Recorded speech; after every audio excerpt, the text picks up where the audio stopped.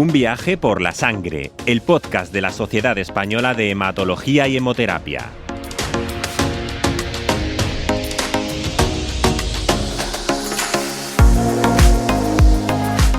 Ya sea para una cirugía, un accidente o para tratar una enfermedad crónica, la sangre es un recurso vital que salva millones de vidas cada año.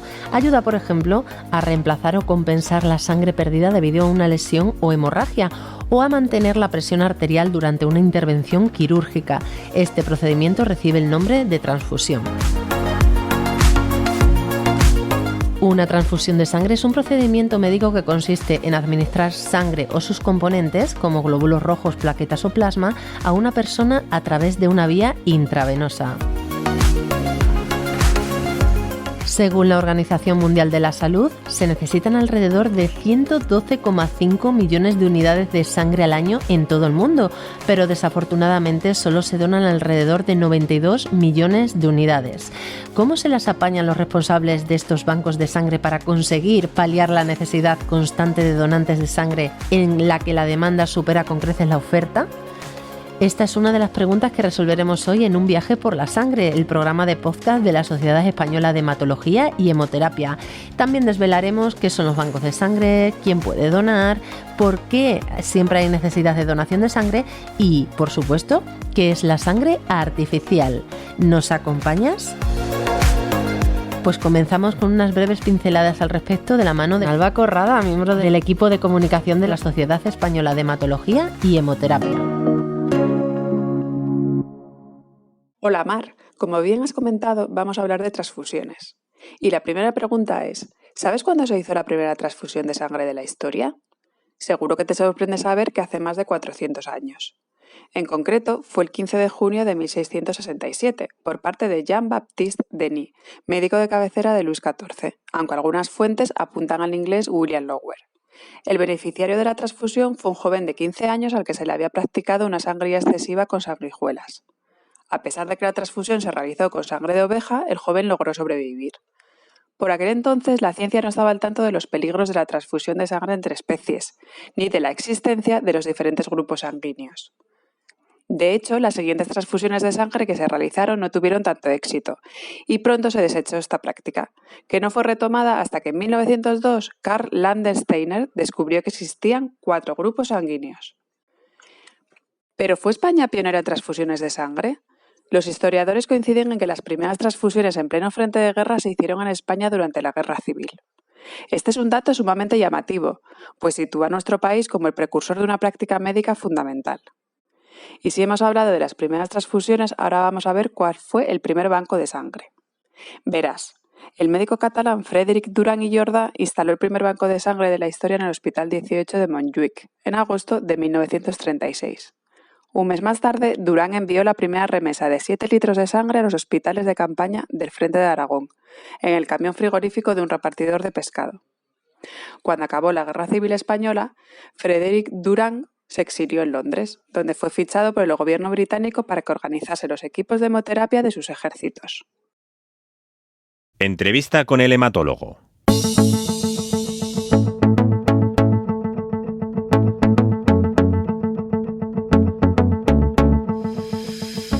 La importancia de las transfusiones de sangre radica en el hecho de que pueden ayudar a mantener la vida de una persona en situaciones críticas, como en una cirugía de emergencia o en el tratamiento de una enfermedad grave. Vamos a conocer algunos aspectos en profundidad con la doctora Cristina Arbona.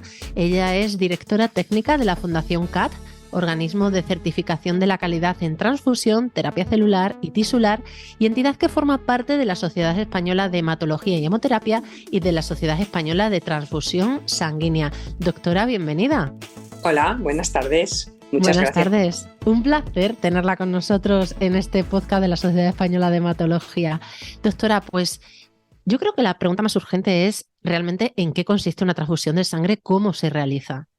Bueno, pues una transfusión de sangre es un acto relativamente sencillo porque consiste en conectar a la vena de un paciente que necesita sangre, hematíes, plasma o plaquetas, el producto donado por una persona que está sana, que es ese acto maravilloso de solidaridad que será de vena a vena, que se dice. Ujú. ¿Y qué riesgos o complicaciones implica hacer una transfusión de sangre? ¿Qué medidas se toman para garantizar que el paciente cuenta con toda la seguridad posible? Pues mira, hoy en día la donación de sangre, que es el acto por donde empieza la seguridad en la transfusión, pasa por varias fases. Primero, el donante tiene que ser una persona sana. Se le hace una entrevista para protegerlo al mismo y proteger al propio receptor, con una serie de preguntas dirigidas a valorar el estado de salud. Luego, una vez el donante ha donado su sangre, a esa sangre se le van a hacer lo que se llaman las pruebas específicas de la sangre, que consisten en determinar su grupo sanguíneo, hacer sus anticuerpos irregulares y detectar la presencia o no de virus o bacterias que pueden estar incluidas en esa transfusión. Un portador asintomático, por ejemplo, de una hepatitis C, podría transmitir evidentemente la hepatitis C al posible receptor de esa sangre, con lo cual eso es obligatorio hacerlo en todas las donaciones. La sangre se Ujú. puede considerar hoy en día que es bastante segura. Me interesa que hablemos de información rigurosa. Y ahí va la pregunta estrella de este podcast: ¿quién puede donar? Porque creo que esto hay que dejarlo muy claro. Pues vamos a ver, puede donar cualquier persona mayor de 18 años, menor de 65 años si va a hacerlo por primera vez. Hoy en día se puede donar con más de 65 años si aseguramos que el estado de salud es bueno.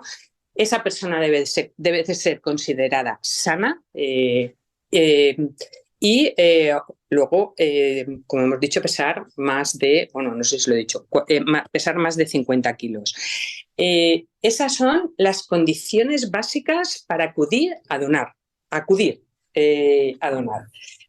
Como hemos dicho, al donante se le hace una entrevista que va dirigida a ver si tiene alguna causa que puede ser descartable de hacer esa donación, bien como hemos dicho, porque le vamos a producir un daño, por ejemplo, pues un chaval joven que tienen unos antecedentes de epilepsia y que ha tenido ataques hasta el año pasado. Pues normalmente le recomendamos, evidentemente, que no done hasta que haya pasado más tiempo del último ataque epiléptico y ya no lleve medicación. Quiero decir, que la entrevista sirve para esto, para luego filtrar a las personas que en ese momento mismo no pueden donar. Hay lo que se llaman exclusiones temporales. Se le recomienda al donante que no done en X tiempo. Por ejemplo, si ha sufrido una cirugía menor o incluso mayor, según sea un tipo u otra, se le descarta durante mayor o menor tiempo. Y hay otras causas que se consideran de exclusión definitiva. Bueno, pues evidentemente si uno acude a donar y toma algunas de las medicaciones que están contraindicadas con la donación, pues les tenemos que decir que no donen u otras circunstancias. Es decir, muy sencillo, la edad, el peso y la situación de considerarse una persona sana, en buen estado de salud y desde luego la disposición. Al principio de nuestro podcast, doctora, hablábamos de la medicina transfusional. ¿Cómo está organizada en nuestro país? Bueno, pues en nuestro país está organizada la medicina transfusional en los hospitales mediante lo que se denominan los servicios de transfusión, que son los centros donde se almacena la sangre para distribuirla directamente a los pacientes. Y es bueno, pues donde se hacen, como hemos dicho, esas pruebas de compatibilidad entre la unidad donada y el receptor de esa sangre, el paciente que necesita la transfusión, bien sea de glóbulos rojos, bien sea de plasma o bien sea de plaquetas. Pero por encima de ello, que en cada hospital que atiende a pacientes a riesgo de tener una transfusión por una intervención quirúrgica, por un accidente obstétrico o por un accidente traumático o por anemia crónica, por ejemplo, bueno, pues en esos hospitales, como hemos dicho, existen servicios de transfusión, pero luego a nivel regional, a nivel de comunidades autónomas, existen lo que se llaman los centros de transfusión. Los centros de transfusión son las unidades encargadas de realizar toda la promoción de la donación de sangre y la extracción, el análisis, la producción de esas unidades, porque cuando uno dona habitualmente sangre, dona lo que se llama una unidad de sangre total, y esa sangre en el centro de transfusión se fracciona, que se llama, se procesa para obtener una unidad de hematíes, una unidad de plaquetas y una unidad de plasma. Es decir, tenemos por un lado las estructuras encargadas de la donación y por otro lado las estructuras encargadas directamente de la transfusión. Y luego a nivel ministerial existe lo que se llama la Comisión Nacional de Hemoterapia, que tiene que regular pues, todas las normas y todas las indicaciones y todas las recomendaciones que se hacen desde la donación hasta la transfusión. Uh-huh. Doctora, a todos nos sonarán los típicos mensajes de se necesita sangre del grupo A, se necesita... Esto significa que el stock de los bancos está por debajo de las previsiones o necesidades. ¿Por qué ocurre esto? Bueno, vamos a ver, esto depende de muchos factores. El más importante es saber balancear bien lo que se llama la oferta y la demanda. La demanda de los hospitales en momentos determinados se puede disparar porque ha habido pues, un accidente con varios pacientes a la vez y hay un consumo elevado de esas unidades de sangre, con lo cual, evidentemente, hace que el stock de sangre, el almacén, disminuya.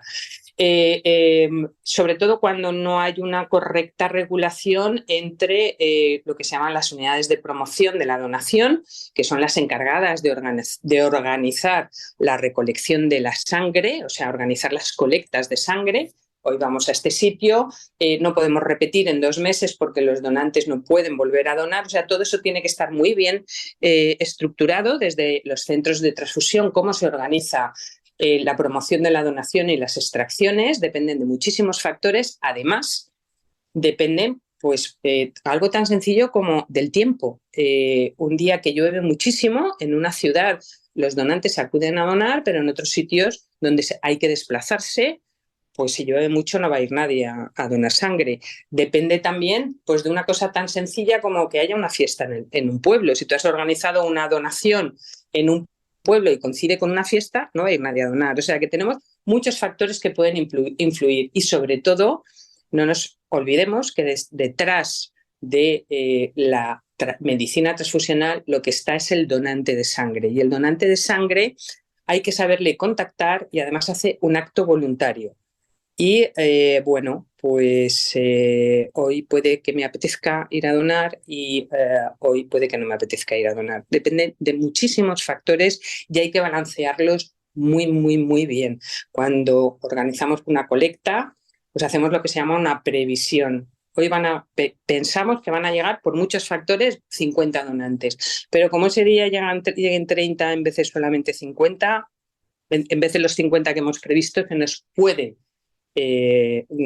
desbalancear completamente el stock de sangre. O sea, muchos factores a tener en cuenta. Precisamente, doctora, me gustaría que nos comentase esas campañas de concienciación o cómo se resuelve esta necesidad de sangre los responsables de los centros o los servicios de transfusión. ¿Cómo lo resuelven? Pues como hemos dicho, es muy importante tener un servicio de promoción muy bien estructurado, muy bien, que analice muy bien o que tenga todo el histórico de sus donaciones muy bien analizado para saber cómo se tiene que programar las donaciones. Eso es fundamental. Y luego, como tú dices, las campañas de promoción de la donación. Necesitamos que todos los actores sociales ayuden a difundir la necesidad de que el donante y la donación de sangre sigue siendo completamente necesaria. Todos los centros de transfusión organizan sobre todo campañas de concienciación a nivel de la juventud, de los jóvenes. Se acuden a los colegios, se les explica desde los niños pequeños qué es la sangre, qué son las plaquetas, qué es una donación, qué es una transfusión, qué necesidad se tiene, a los institutos de enseñanza media y a las universidades para ir concienciando a los jóvenes. Y luego, las asociaciones de donantes hacen mucha campaña también de difusión en los pueblos, los colaboradores de la donación que llamamos. Y luego todo lo que ayudan los medios de comunicación, bien a través de campañas institucionales, bien de una comunidad autónoma o incluso nacionales, o de un propio centro de transfusión, y los medios hoy en día de comunicación a través de los nuevos medios, a través de Facebook, Twitter, todo eso nos sirve mucho para contactar con el donante. Y luego tenemos la base de datos de los donantes que han contactado porque han donado alguna vez. Para los centros de transfusión debe de ser fácil contactar con ellos porque ya tienen sus datos. Doctora, estas campañas de concienciación, además de para incentivar la donación, también son clave para desterrar mitos, porque no podemos olvidar que sobre la donación de sangre existen muchos mitos. ¿Cuáles son los que más extendidos? Bueno, pues realmente yo creo que lo que más piensa la gente es que la donación de sangre, pues me van a pinchar y me van a hacer mucho daño. Incluso voy a perder fuerza, por decirlo de alguna manera. En absoluto. Evidentemente vamos a pinchar, todavía no conocemos sacar sangre sin pinchar, pero normalmente el personal de los encargados de la donación está extraordinariamente bien preparado para pinchar sin hacer prácticamente nada más que el daño que es estrictamente necesario. El canalizar bien la vena para que fluya bien. La donación de sangre es aproximadamente entre 7 y 10 minutos extraer una bolsa de sangre normal de 450 mililitros. Luego también se corren muchos bulos. Que si con tatuajes no puedo donar, pues no. Intentamos pinchar por encima o por debajo del tatuaje. Otra cosa es que una persona venga totalmente tatuada. Pues que hay varios, hay gente que va así, ahí no. Por ejemplo, también en los últimos años, ¿no? Si he pasado el COVID, ¿puedo donar? Por supuesto. El COVID se considera hoy en día como aquel que ha pasado una gripe o una infección respiratoria, y si se encuentra bien a los 7, 14 días puede donar sin ningún problema, de la misma manera que con las vacunas. La vacuna del COVID, como cualquier otra vacuna. Una vez pasadas las 24 horas de administración de la vacuna, y si uno se encuentra bien, puede acudir a donar. Luego también hay bulos que circulan por ahí, que si... Fíjate, es bueno donar sangre porque pierdo peso. Bueno, pues no, te sacamos 450 mililitros, pero el cuerpo es tan sabio que prácticamente a las 12-24 horas el peso que tenías, el volumen sanguíneo se ha recuperado y el peso es exactamente igual. ¿Que puedes adquirir infecciones? Pues también es un bulo. La donación de sangre se hace hoy en día con sistemas totalmente estériles y además son lógicamente desechables, solo sirven para una donación y tampoco se transmiten infecciones al que acude a donar. Y tampoco el riesgo está ahí, no es un riesgo cero, pero se las vamos a transmitir si hacemos una buena buen análisis de esa sangre, tampoco se lo vamos a transmitir al receptor. Nos queda claro, doctora, yo creo que a nuestros oyentes también. Voy ahora a una pregunta que parece un poco ciencia ficción. Quiero hablar de sangre artificial. ¿Nos puede comentar si realmente existe, si se puede obtener sangre para transfusiones a través de una sustancia líquida creada en laboratorio? ¿En qué consiste esta sangre artificial y en qué punto de desarrollo se encuentran estas investigaciones? Pues como tú muy bien has dicho, lo último, son investigaciones que están en marcha. Todavía no existe esa sangre artificial y está un poco lejana su utilización en el uso, desde luego, diario, muy lejos. Lo que pasa es que se están dando avances que pueden ser relativamente significativos de producir para condiciones muy especiales sangre que de otra manera es muy complicado encontrarla. Pacientes que tienen anticuerpos muy raros y que no hay sangre compatible con ellos con facilidad. Pues parece ser, aunque todavía, como insisto, contándolo cogiéndolo con los dedos, con pinzas, se está desarrollando una sangre artificial, en concreto de glóbulos rojos, para situaciones muy concretas y que todavía, además, está en la fase más inicial del todo de lo que es un ensayo clínico, que son los ensayos de seguridad. Pero tenga en cuenta una cosa, para conseguir 20 mililitros de esa sangre En el laboratorio se han pasado muchísimas horas, se han almacenado muchos y muchos litros de sustancia de cultivo. Y al final, para hacer eso, solamente unos 20 mililitros. Una transfusión de sangre de glóbulos rojos normales tiene alrededor de 240-260 mililitros. Es decir, en estos momentos necesitaríamos un laboratorio extraordinariamente enorme para poder simular lo que es una donación de sangre como tal para uso clínico. Es decir, todavía estamos bastante lejos. O sea que la esperanza que nos sigue quedando es la solidaridad de las personas, doctora, de aquellos donantes de sangre, que ya ha quedado claro cuáles son las características que deben de tener. Y bueno, espero, doctora, que en un futuro podamos volver a coincidir en un podcast y me pueda contar cómo va este desarrollo de la sangre artificial y si de verdad ha habido algún elemento disruptor que permita de alguna forma, un catalizador que permita de alguna forma que esto sea una realidad, porque por lo menos permitiría, ¿no?, acabar con ese problema de falta de stock de sangre. Doctora, ha sido un placer que haya estado con nosotros Igualmente. Y como le decía, le invito a que en próximos programas vuelva a estar en un viaje por la sangre. Gracias. Te recojo el guante. A ti. Muchas gracias. Al detalle, la hematóloga Carmen García Insausti responde a tus dudas.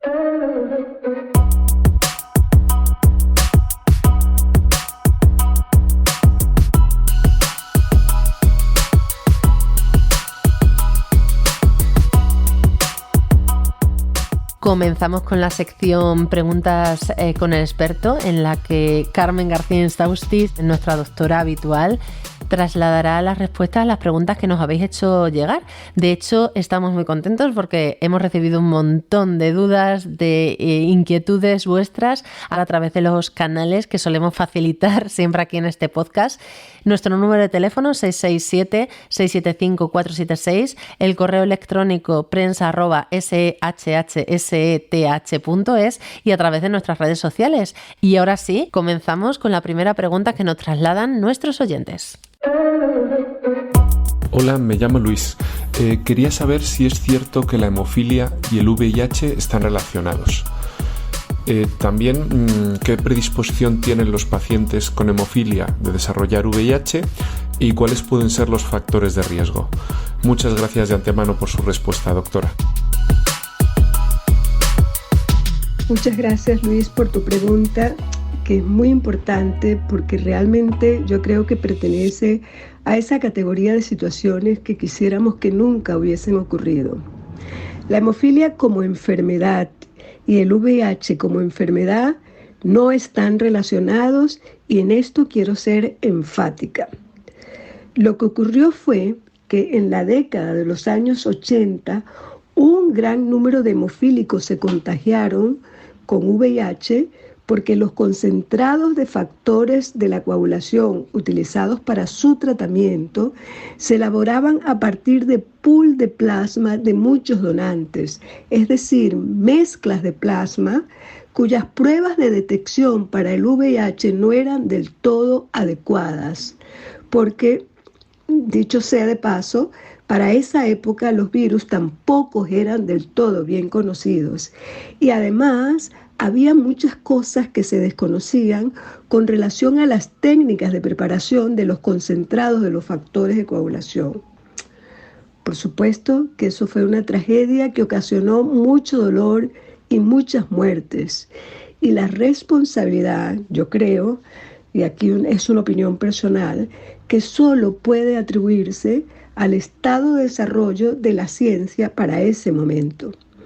A mí me parece que esto lo ratifica el hecho de que años más tarde, más o menos para 1983, cuando se logró la secuenciación de los genes de los factores 8 y 9 implicados en la hemofilia A y B respectivamente, pues se generaron las bases para la elaboración de nuevos productos mediante ingeniería genética, que es lo que se conoce con el nombre de factores recombinantes de la coagulación, cuyo riesgo de infección para VIH no existe.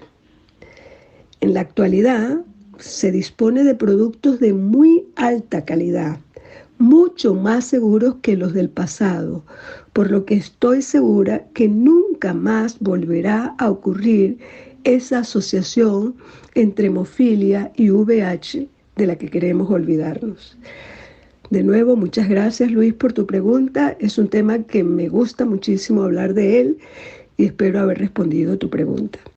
Muchas gracias por la explicación, doctora. Tenemos una segunda duda. Hola, doctora. Felicitarle nuevamente por su programa. Tengo unos picores tremendos en los pies y en las manos y brazos y a veces en el cuerpo, en otros lugares del cuerpo, del tronco, debido al tratamiento de la hidrea. Quería saber si hay alguna crema o algo que pudiera solucionármelo. Bien, muchas gracias. Hola, muchas gracias por tus felicitaciones. Lamentablemente no me puedo dirigir por tu nombre porque se te ha escapado decírmelo. Pero bueno, otra vez será. Efectivamente, el tratamiento con hidrea en algunas personas ocasiona prurito, predominantemente en las palmas o en las plantas, pero también en otras partes del cuerpo. Inclusive, a veces la hidrea puede producir otro tipo de efectos en la piel, pero bueno, como tú me dices, en tu caso es solo prurito. El prurito usualmente se debe a que durante el tratamiento con hidrea la piel puede volverse más sensible, más reactiva o extremadamente seca. Aunque también es cierto que a veces la sequedad puede empeorar por factores ambientales como que haya muy poca humedad en el ambiente o porque haya exceso de calor o porque haya un frío extremo. La misma calefacción o el aire acondicionado hacen que la piel esté más seca. Lo importante es que si no hay ninguna lesión acompañante del prurito, como manchas, salpullido, rash, etc., y tu médico te ha dicho que es por la hidrea, mi recomendación es sencilla, es simplemente que uses cremas hidratantes y jabones suaves y que evites la exposición prolongada al sol y que en caso de que lo hagas, pues uses protectores solares con un filtro adecuado. Pero de todas formas, mi consejo más importante es que si además del prurito te aparece alguna otra lesión, pues inmediatamente consultes a tu médico sin automedicarte, sin ponerte ninguna crema, para que él pueda valorar correctamente qué es lo que te está pasando. Es un consejo muy sencillo, espero que te sirva de ayuda. Un saludo. Muchísimas gracias, doctora. Y como hemos dicho al principio de esta sección, muchísimas gracias también a todas las personas que nos han enviado sus mensajes, porque nos han permitido que nuestro podcast siga creciendo día tras día. Así es que a todos vosotros, millones de gracias. Si quieres hacernos llegar tus dudas y consultas para que las resolvamos en los próximos programas, solo tienes que enviar un audio de voz a la cuenta de WhatsApp 667-675-476 o al correo prensa@shhseth.es. También estaremos pendientes de todas las dudas que nos hagáis llegar a través de nuestras redes sociales, tanto Twitter como Instagram o cualquier otra forma de contacto que estiméis oportuna. Esperamos vuestras preguntas sobre hemofilia, talasemia, trasplante de médula ósea o cualquier otro tema relacionado con la sangre que os pueda generar incertidumbre. Espero que este programa os haya resultado interesante. Ya sabéis que podéis consultar todos los podcasts Un viaje por la sangre de la Sociedad Española de Hematología y Hemoterapia en Spreaker, en iVoox y en Spotify. Gracias por vuestra atención, nos despedimos hasta el próximo capítulo. Muchísimas gracias.